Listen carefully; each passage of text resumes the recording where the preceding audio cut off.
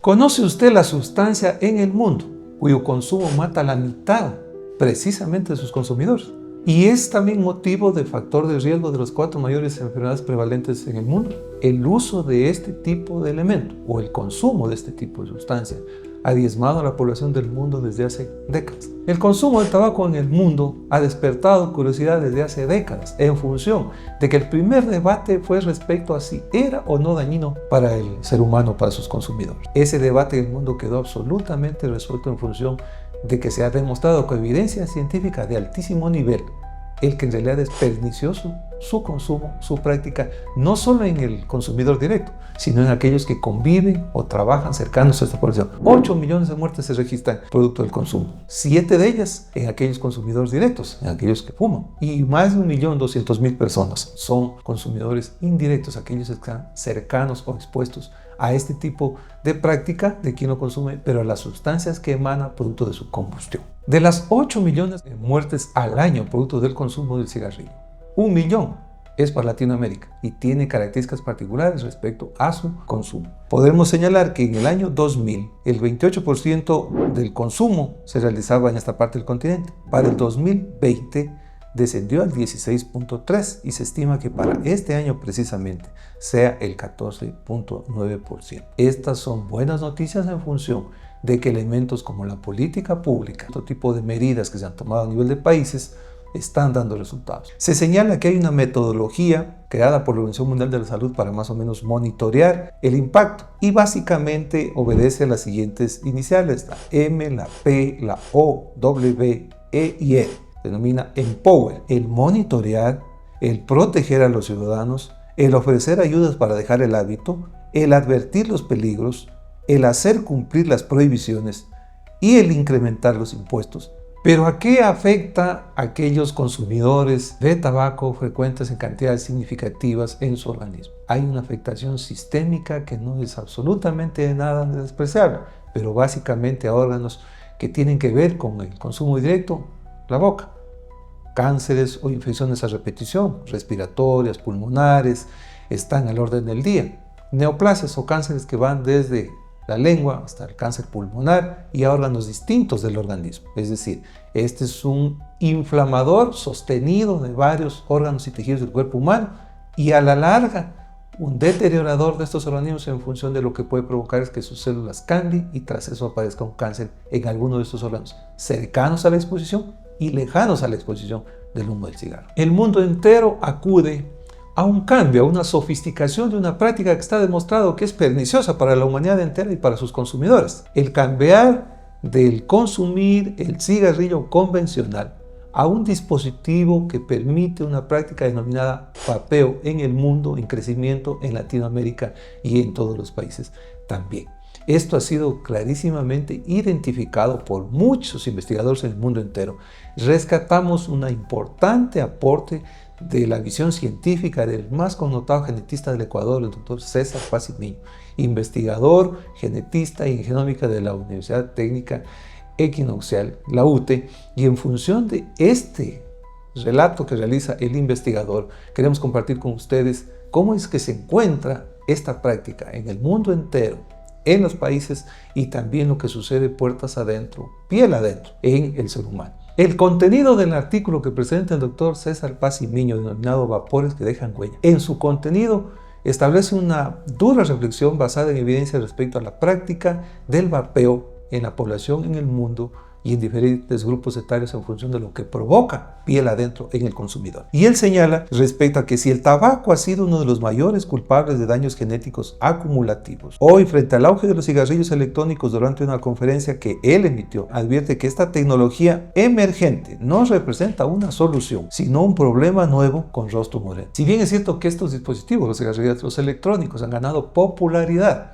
debido a la característica que se presenta de sofisticación, de inocuidad o de menor daño, pues lo que establece el artículo del doctor Paz y Miño hace pensar lo siguiente. Los cigarrillos han ganado popularidad con el argumento de ser menos perjudiciales que el tabaco convencional. Sin embargo, esta afirmación es engañosa.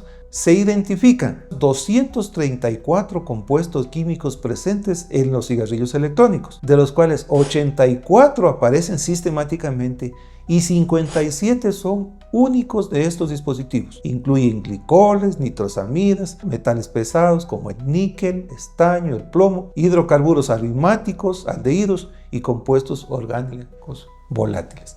No tiene absolutamente nada de saludable el producto ni la práctica de consumo. ¿Qué capacidades inadecuadas tiene el consumo de este producto en función de los tóxicos que ya hemos identificado y se citan en el artículo? Mutagénica, genotóxica, epigenética, carcinogénica, según varios estudios. La mutagénica, que tiene que ver con cambios en la secuenciación del ADN de las células. Genotóxica, que es un elemento tóxico al material genético del ADN. Epigenética, que altera la expresión final de los genes. Y carcinogénica, que causa cáncer. Estos elementos que hemos mencionado en función de su composición, de su estructura. Hasta el 24% de fumadores activos muestran cromosomas dañados con rupturas, inversiones y reordenamientos estructurales. Estos cambios afectan principalmente regiones frágiles de los cromosomas 1, 3, 7, 9 y 17, lo que conlleva pérdida y amplificación del material genético relacionado con el control del ciclo celular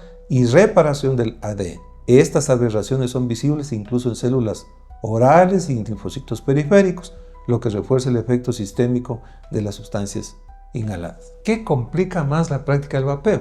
Que no provoca tos, no deja olor, pero lo que provoca en el cuerpo humano, en su estructura genética, en la escritura de las características del ser humano, es lo que debe traernos a reflexión. Una de las formas más directas de daño molecular son los denominados aductos de ADN. Esto consiste en la unión química de un compuesto carcinógeno con las bases nitrogenadas del genoma.